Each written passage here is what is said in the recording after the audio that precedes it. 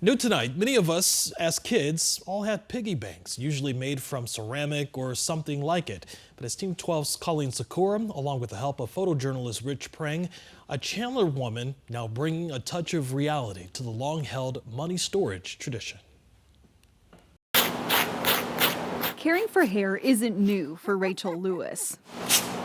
A lot of grooming. I was a hairdresser for 13 years. But the hair she's working with now is. I do all the taxidermy work here. My husband came out and I had the can of hairspray and he was like, "What are you doing with that?" I'm like, "It holds the hair perfectly and the ears in place."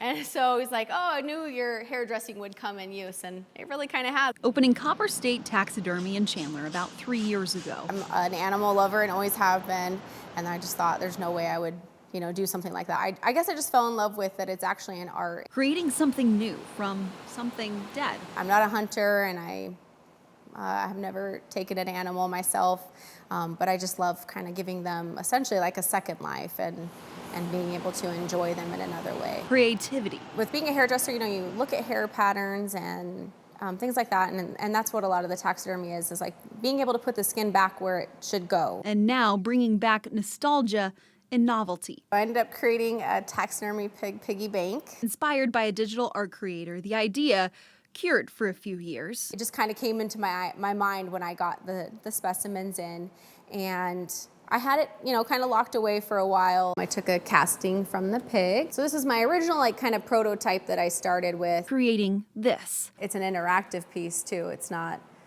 just like on the shelf. While she intended to keep the one she has finished, she sold it, but is working on another.